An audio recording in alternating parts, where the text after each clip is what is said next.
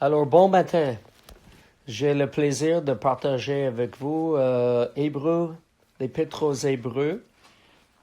Alors, avec Pasteur Donald, nous faisons en effet une étude sur cette épître, verset après verset.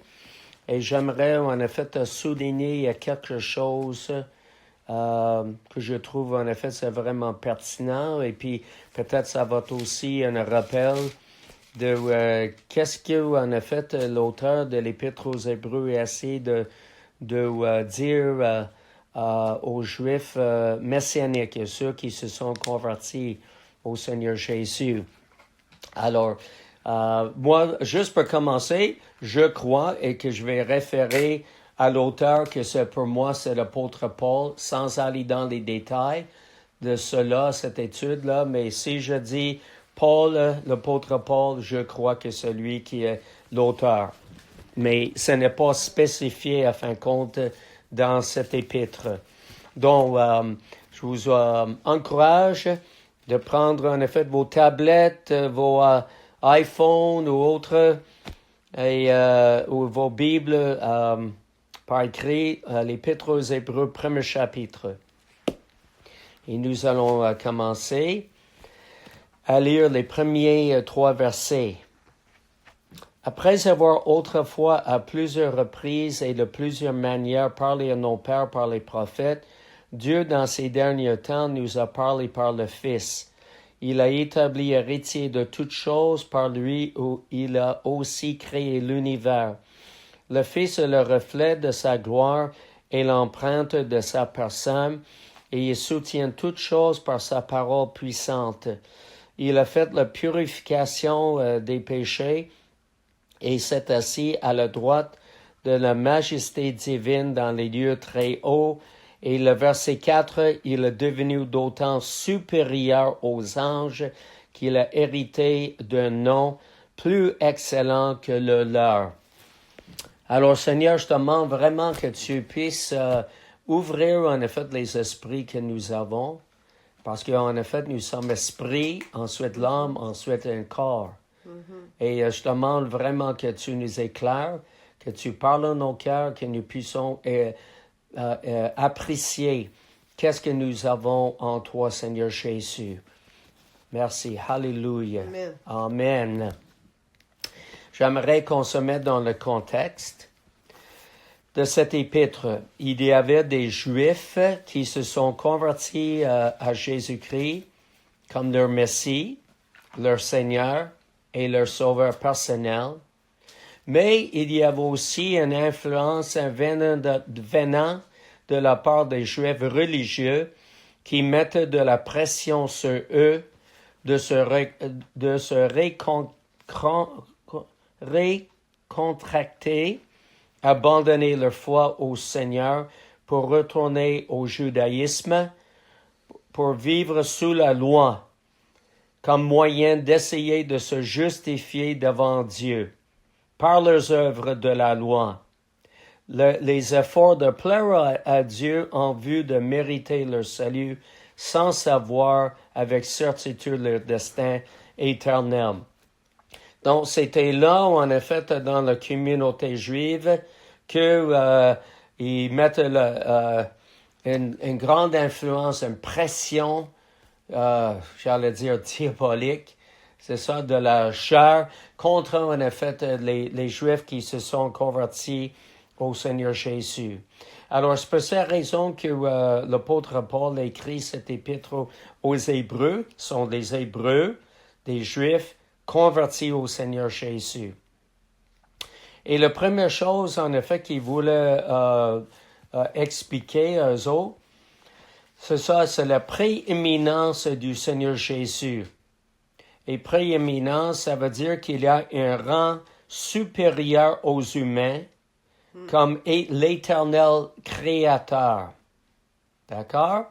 Alors, Jésus aussi, nous lisons dans le verset 6, premier chapitre, et de nouveau, il introduit dans le monde le premier-né, il dit que tous les anges de Dieu l'adorent.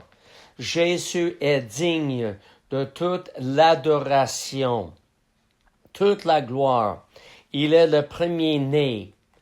Il y a deux sens. On peut dire le premier-né, celui qui est né dans une famille, ça c'est un premier-né. Mais aussi dans le contexte biblique, ça signifie quelqu'un qui est au-dessus de toute la création. Et nous voyons cela dans Psaume 89 pour avoir le vrai sens biblique.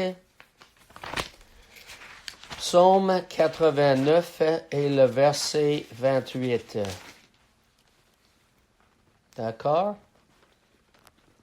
Et moi, d'accord, c'est bien sûr Dieu qui parle, je ferai de lui le premier-né. Et comment est-ce qu'il explique cela? Dans le même verset. Le plus élevé des rois de la terre. Alors, ça veut dire, en effet, ça parle de primauté, un rang prioritaire de sa relation avec toute la création. Il a un rang au-dessus de tous les rois de la terre. Il est, en effet, le premier-né et qu'il est digne de l'adoration, qu'il est seulement réservé à Dieu. C'est bon? Et nous lisons dans Colossiens, premier chapitre, et le verset 15. C'est très expliqué concernant la personne de Jésus. Colossiens 1,15. Le Fils est l'image du Dieu invisible, le premier-né de toute la création. Le rang de priorité au-dessus de sa création parce qu'il est le Créateur.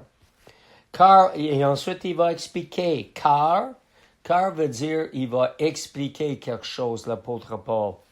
En lui, en Jésus, ont été créées toutes les choses qui sont dans les cieux et sur la terre, les visibles et les invisibles. Ça, c'est intéressant, n'est-ce pas? Il y a des choses visibles et des choses invisibles. Donc, il y a un domaine, en effet, spirituel qui est invisible. Trône, dignité, domination, autorité. Tout, absolument tout, a été créé par lui et pour lui. Il est avant toute chose et toute chose subsiste en lui. Il est la tête du corps et de l'Église. Il est le commencement, le premier-né d'entre les morts. Il y a un rang de priorité en ce qui concerne la résurrection des morts. Celui, en effet, qui est responsable aussi pour la résurrection d'entre les morts. Wow, c'est quelque chose, hein? Oui. C'est pas pour rien qu'il a la prééminence. Et comme il va dire, afin d'être en tout le premier. Le premier en ce qui concerne la création. Le premier en ce qui concerne la résurrection d'entre les morts. Et le verset 19, car, il explique encore, Dieu a voulu faire habiter toute plénitude en lui. Et ça continue aussi, là. C'est merveilleux, n'est-ce pas? Lorsque ça parle de la prééminence du Seigneur Jésus, qui est un rang supérieur aux humains, parce qu'il est l'éternel créateur. OK? Et Hébreux, premier chapitre. Donc, il ne voulait pas qu'il reste aucun doute, en effet, dans l'esprit des chrétiens juifs qui se sont convertis de la magnificence de Jésus, qu'il est vraiment, et il est beaucoup plus que simplement, en effet, un être humain. Mais c'est un être humain supérieur parce que c'est Dieu le Fils. Et puis on voit dans le verset, on a lu le verset 6, que tous les anges de Dieu l'adorent. De plus, il dit aux anges, il a fait de ses anges des esprits et de ses serviteurs une flamme de feu. Mais, contraste, il dit au Fils, ton trône, ô Dieu, est éternel. Le Père a dit au Fils, ton trône, ô Dieu, en parlant au Fils, est éternel. Le sceptre de ton règne est un sceptre d'équité. Tu as aimé la justice et tu as haï l'iniquité. C'est pourquoi, là il va expliquer quelque chose. Ô Dieu, ton Dieu t'a oint d'une huile de joie au-dessus de tes collègues. C'est pourquoi, ô Dieu, en parlant au Seigneur Jésus, ton Dieu, le Père, t'a oint d'une huile de joie au-dessus de tes collègues. Alors, il est éternel, c'est ça, et il est oint. Il était bien sûr oint, n'est-ce pas? C'est bon? Alors, c'est très évident selon les Écritures que le Seigneur Jésus est l'éternel créateur. Tout a été créé par lui et pour lui. Donc, ça c'est quelque chose qui n'est pas accepté par les faux témoins de Jéhovah, parce qu'ils ne sont pas vraiment des témoins de Jéhovah, par les Mormons, par les musulmans. Qui est Jésus? Jésus. Et comme l'Épître aux Hébreux aussi nous dit, nous le voyons couronné de gloire et d'honneur à cause de la mort qu'il a souffert. Alors, nous servons Jésus qui est notre éternel créateur, aussi bien sûr, que le Père et le Saint-Esprit. Maintenant, j'aimerais vous parler des 4 S. Il y a 4 S dans l'Épître aux Hébreux. La première chose que nous voyons, c'est ça, on va lire en effet dans l'Épître aux Hébreux, premier chapitre, verset 4, une expression qui est très importante, d'accord, parce que nous lisons, il est devenu d'autant supérieur aux anges qu'il a hérité d'un nom plus excellent que le leur. Le mot que je veux souligner, et c'est le mot clé de l'Épître aux Hébreux, c'est le mot supérieur. D'accord? Et qu'on peut le traduire aussi par meilleur, mieux, supérieur ou plus excellent. Puis là, je vais vous donner les références.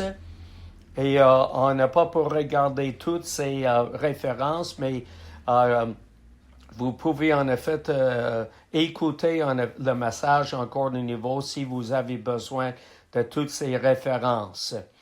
Donc, Hébreux, premier chapitre, verset 4, chapitre 6, verset 9, chapitre 7, verset 7, et aussi chapitre 7, verset 19 et 22, chapitre 8, verset 6, chapitre 9, verset 23, chapitre 10, verset 34, chapitre 11, les versets 16, 35 et 40, et le dernier verset, chapitre 12 et le verset 24.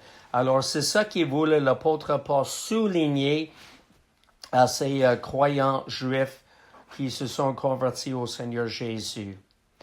Puis là, je vais vous parler de le premier S. Nous allons tourner au chapitre 5. Et le premier S, nous allons parler de la perfection, parce qu'on parle de quelque chose qui est meilleur, supérieur en ce qui concerne le Seigneur Jésus. C'est le premier S, c'est la perfection de son sacerdoce. Et nous lisons ça, chapitre 5 et verset 5. On va commencer avec 5. Christ ne s'est pas non plus attribué la gloire de devenir souverain sacrificateur, mais il la tient de celui qui lui a dit, « Tu es mon fils, je t'ai engendré aujourd'hui. » Et il dit encore ailleurs, « Tu es sacrificateur pour Toujours selon l'ordre de Melchizedek. Le Seigneur Jésus, que l'apôtre Paul essaie de souligner aux Juifs, c'est qu'il est le sacrificateur pour toujours à ne jamais être remplacé par un autre. Parce qu'il n'est pas un sacrificateur selon la loi lévitique, mais selon justement l'ordre de Melchizedek. Ça va? Chapitre 7. Toujours dans l'Épître aux Hébreux, le verset 17. Car ce témoignage lui est rendu, tu es sacrificateur pour toujours, selon l'ordre de Melchizedek. Verset 21. Car les Lévites sont devenus sacrificateurs sans serment, mais Jésus est devenu avec serment par celui qui lui a dit, le Seigneur a juré et il ne se repentira pas, tu es sacrificateur pour toujours, selon l'ordre de Melchizedek. Et le verset 22, Jésus est par cela, qui est le sacrificateur pour toujours. Jésus est par cela même le garant d'une alliance plus excellente. Voici le mot-clé. Plus excellente. Il est le garant. Ça veut dire qu'il y a une garantie. Le garant que notre alliance est plus excellente que l'ancienne alliance mosaïque, n'est-ce pas? L'alliance ou l'Ancien Testament. Le verset 23, toujours dans le chapitre 7. De plus, il y eut des sacrificateurs en grand nombre parce que la mort les empêchait d'être permanents. Mais lui, Jésus, parce qu'il demeure éternellement, possède un sacerdoce qui n'est pas transmissible. C'est un sacerdoce perpétuel. C'est aussi pour cela qu'il peut sauver parfaitement ceux qui s'approchent de Dieu par lui. D'accord? Et pourquoi? Étant toujours vivant pour intercéder en leur faveur.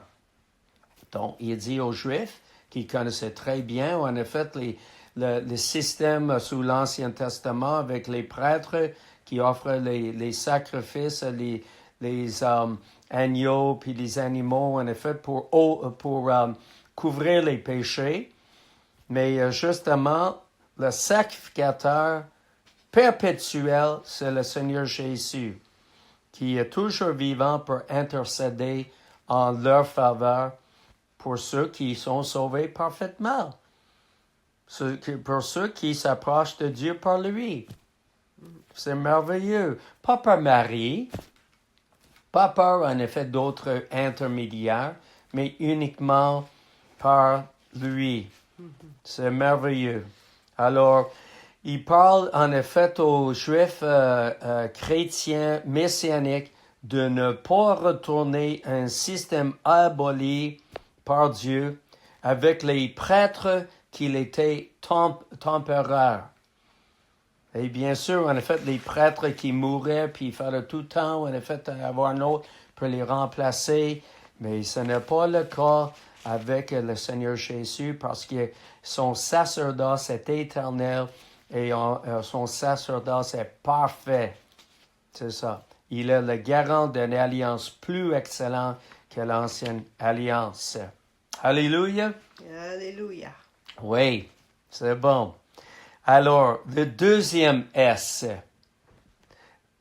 chapitre 8, le sanctuaire céleste.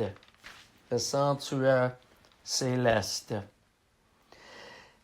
Oui, alors, le point capital de ce qui vient d'être dit, c'est que nous avons un tel souverain sacrificateur qui s'est assis à la droite du trône de la majesté divine dans les cieux, comme ministre du sanctuaire et du véritable tabernacle, qu'il a été dressé par le Seigneur et non par un homme. l'Ancien Testament, le tabernacle était dressé par un homme. Mais ici, il parle du sanctuaire et du véritable tabernacle, n'est-ce pas là? N'est-ce pas? OK? Donc, le tabernacle sur la terre n'était pas le véritable tabernacle. Verset 3. Tout souverain sacrificateur est établi pour présenter des offrandes et des sacrifices. Il est donc nécessaire que celui-ci, Jésus, ait aussi quelque chose à présenter. S'il était sur la terre, il ne serait même pas sacrificateur, parce que là sont ceux qui présentent les offrandes selon la loi. Ils célèbrent un culte, image et ombre des choses célestes, dont le culte sur la terre était image et l'ombre des choses célestes. Comme Moïse en fut divinement averti lorsqu'il allait construire le tabernacle. Et soin, lui, fut-il dit, de tout faire d'après le modèle qui t'a été montré sur la montagne. Et le verset 6, mais maintenant il a obtenu un ministère d'autant supérieur qu'il est le médiateur d'une alliance plus excellente, qu'il a été établi sur de meilleures promesses. Hey, que c'est beau ça, hein? Supérieur, plus excellent, meilleur. Meilleur. Donc, il est le médiateur d'une alliance plus excellente. D'accord? Parce que l'Ancien Testament, il y avait des prêtres qui étaient comme médiateurs. N'est-ce pas? Et qui étaient établis sur de meilleures promesses. C'est merveilleux. Alléluia. Donc, le sacerdoce du Seigneur Jésus est un sacerdoce parfait, meilleur que le sacerdoce des prêtres de l'Ancien Testament. Deuxième chose, le sanctuaire est céleste. C'est au ciel. D'accord? Troisième. Oh, c'est ça.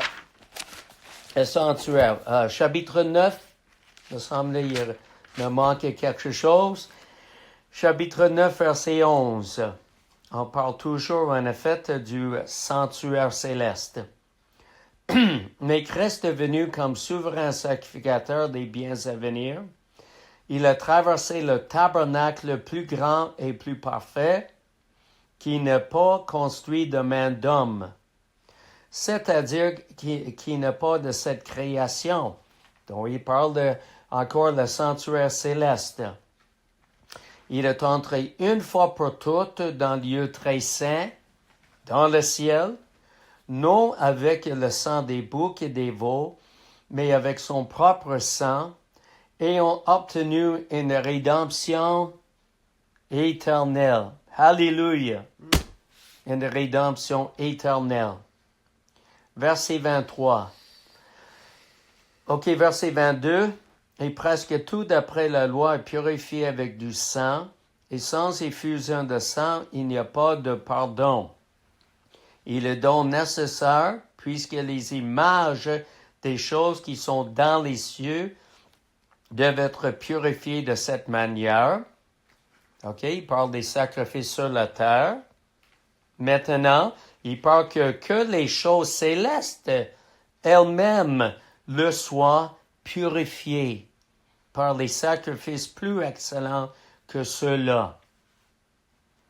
Car Christ n'est pas entré dans un sanctuaire fait de main d'homme, en imitation du véritable, mais il est entré dans le ciel même, afin de comparaître maintenant pour nous devant la face de Dieu. Alors, le Seigneur Jésus a tout accompli pour nous. Il est entré même dans les lieux très saints, dans le ciel même. Il a aspergé, en effet, le propitiatoire céleste. Et ensuite, c'est fini. Il a ôté le péché. Puis, en effet, Dieu est apaisé par ce sang, en effet, qui était aspergé. Puis là, nous avons une rédemption éternelle. Wow! Ça, c'est tellement merveilleux, n'est-ce pas? Alors, ça, c'était... Ça, j'ai dit, ça, c'est le S. Oui, ça, c'était le deuxième S. Le troisième S, c'est quoi? Est-ce que vous le savez? Hébreux chapitre 10 et le verset 10. C'est le sacrifice parfait. D'accord? Donc, nous avons regardé le sacerdoce parfait du Seigneur Jésus, le sanctuaire céleste, où est-ce que son sang a été aspergé, et ensuite le sacrifice parfait. Verset 10, Hébreux chapitre 10. C'est en vertu de cette volonté, la volonté de Dieu le Père, que nous sommes sanctifiés. Sanctifié, ça veut dire comme mis à part pour appartenir à Dieu. Par l'offrande du corps de Jésus-Christ, combien de fois? Une fois pour toutes. Une fois pour toutes. Donc, en effet, la messe catholique n'est pas biblique. Parce que il dit que c'est l'immolation et l'offrande de Jésus sur l'autel. Mais la Bible dit non. Non, une offrande du corps de Jésus-Christ, une fois pour toutes. Son offrande était... Et on va voir qu'est-ce que ça a fait, la seule offrande de Jésus. Verset 11. Et tandis que tout sacrificateur fait chaque jour le service et offre souvent les mêmes sacrifices qui ne peuvent jamais ôter les péchés. L'Ancien Testament, ça couvre seulement les péchés d'année en année. Mais ça ne pouvait jamais ôter les péchés. Lui, Jésus, après avoir offert un seul sacrifice pour les péchés, s'est assis pour toujours à la droite de Dieu. Il attend désormais que ses ennemis soient devenus son marchepied. Et ensuite, il va expliquer car par une seule offrande, il a amené à la perfection pour toujours ceux qui sont sanctifiés. Alléluia. C'est clair, n'est-ce pas? Et comment il nous amène à la perfection, il nous a amené, c'est ça, alors, juif messianique, il vous a amené à la perfection pour toujours, c'est ça? Vous avez été sanctifiés. De quel moyen? C'est ça, verset 10 encore. C'est en vertu de cette volonté que nous sommes sanctifiés par l'offrande du corps de Jésus-Christ une fois pour toutes. Un seul sacrifice pour les péchés. Et le verset 18. Car là, il y a pardon des péchés à cause de le seul unique sacrifice du Seigneur Jésus qui a ôté les péchés. Il n'y a plus d'offrande pour les péchés. Wow! Il n'y a plus d'offrande pour les péchés. Verset 19. Ainsi donc, et ça c'est le quatrième S. Vous allez deviner c'est quoi le quatrième S. Le troisième S était le sacrifice parfait du Seigneur Jésus. Et le quatrième S, c'est quoi? Ainsi donc, frère. Excusez? Le sang Exactement.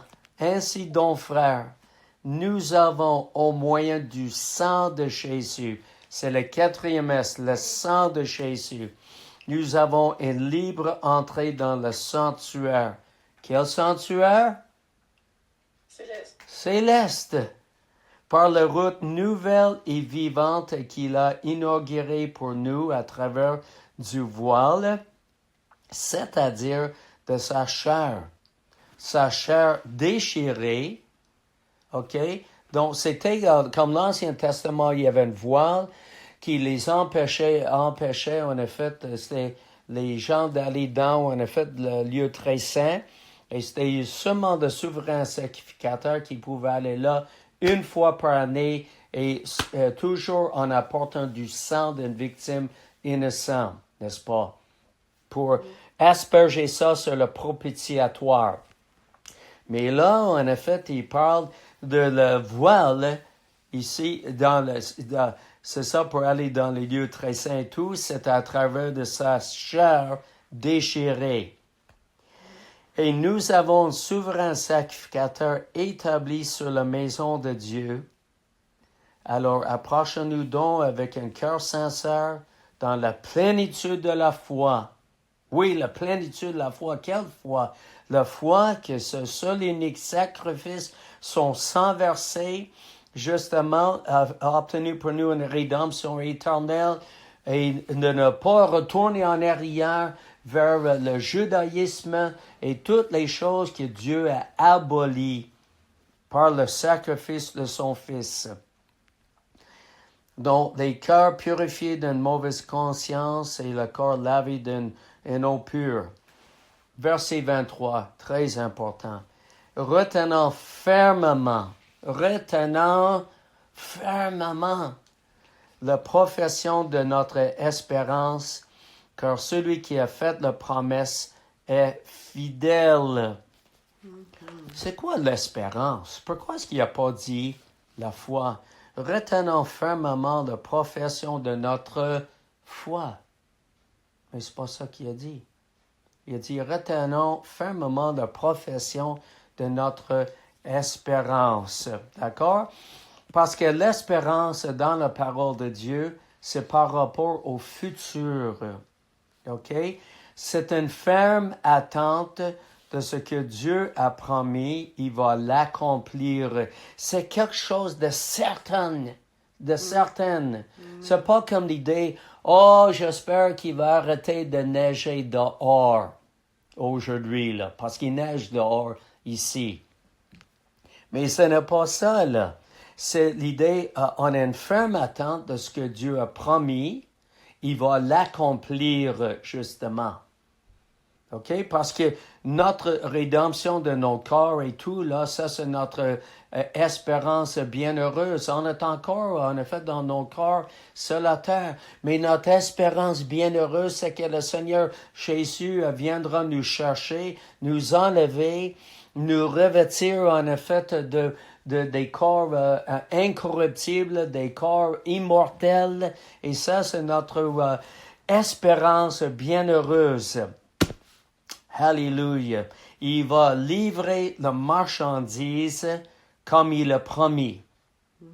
Que la mortalité va revêtir l'immortalité. Ce qui est corruptible va revêtir ce qui est incorruptible, comme nous lisons dans Corinthiens. Et pourquoi? Parce que celui qui a fait la promesse est fidèle. Wow! Dieu est fidèle. C'est juste une question de temps que le Seigneur va venir nous chercher et que nous allons être dans la gloire, en train de marcher sur les routes pavées en or, danser, sauter, nous exprimer librement pour louer Dieu, le glorifier, nous réjouir, puis on est au ciel, c'est merveilleux. Ça va être merveilleux. Mais c'est quelque chose de certain. C'est quelque chose de sûr. C'est notre espérance bienheureuse, une ferme attente de ce que Dieu a promis, il va l'accomplir. Tandis que la foi, c'est au temps présent. C'est l'idée de faire confiance au Seigneur constamment pour nos vies, nos difficultés, et ne pas quitter la communion avec le Seigneur, et aussi de ne pas abandonner notre assemblée locale. C'est ça que nous lisons dans les versets 24 et 25, toujours dans Hébreux chapitre 10. Veillons les uns sur les autres pour nous exciter à l'amour et aux bonnes œuvres. Besoin de nous exciter les uns des autres. À l'amour, l'agapé, un amour inconditionnel. C'est ça, donc on va agir selon en amour envers les autres. ceux qui sont moins aimables, disons. N'abandonnons pas notre assemblée comme c'est la coutume de quelques-uns. Il y avait cette grande influence de la part des judaïseurs de retourner au judaïsme et d'abandonner l'assemblée avec les vrais croyants messianiques. Et ça peut être la même chose aujourd'hui, de quitter en effet notre assemblée, comme c'est la coutume de quelques-uns, qui n'assistent à aucune église locale, qui n'ont pas de communion fraternelle, c'est ça, qui ne met pas en effet à la disposition leur talent et leur don spirituel. Et c'est malheureux. Mais exhortons-nous réciproquement, et cela d'autant plus que vous voyez s'approcher le jour du Seigneur Jésus, le jour qui va venir nous chercher. Alléluia.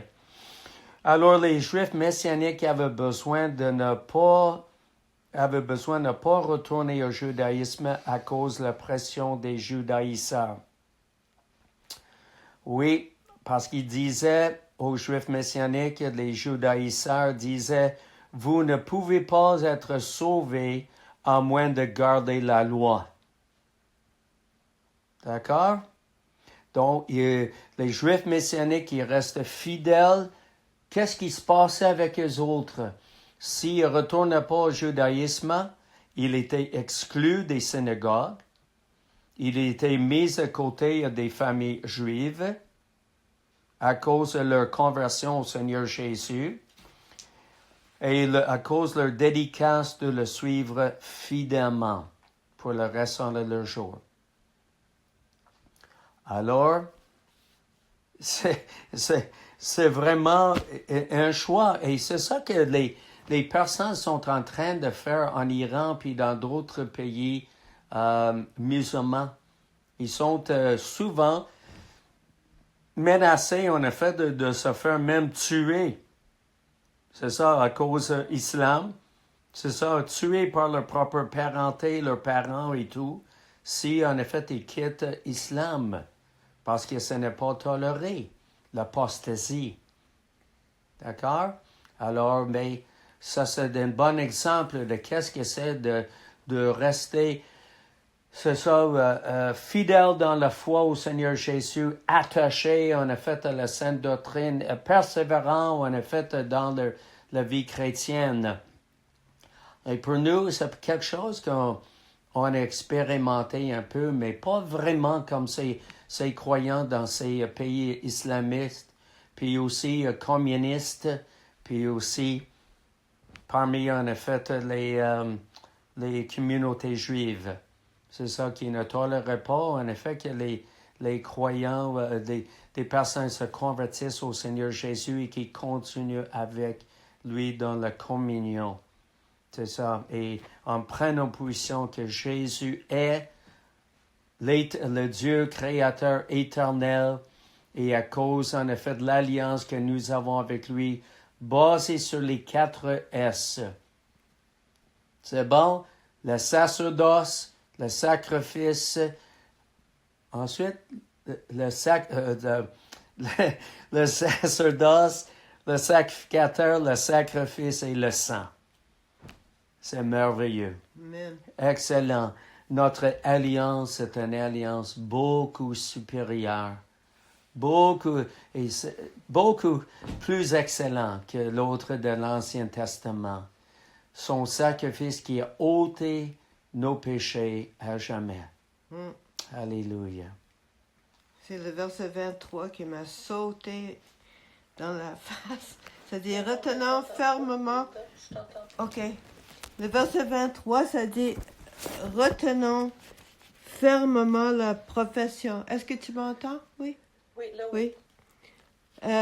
La profession, c'est une confession. Oui. C'est les deux côtés de la foi. C'est de croire dans son cœur et de confesser de sa bouche. Et le diable va essayer de nous arrêter, de confesser, de croire. Mais ça dit retenez fermement et confessez, professez. N'est-ce pas? Et de confesser, professer. Ce que nous... La promesse, les promesses de Dieu. Ce qu'on a besoin. On confesse. Comme si on a besoin d'être guéri, on confesse que Dieu nous guérit. C'est écrit dans plusieurs places. Par ses meurtrissures, nous sommes guéris. Alors on le confesse. Le diable vient dire, ben pas cette fois-ci, là, cette fois-ci, non, tu ne serais pas guéri. Tu dis, comme Jésus a dit, il est écrit. Et on dit ça au diable, il est écrit. Puis qu'est-ce que le diable fait? Il s'enfuit.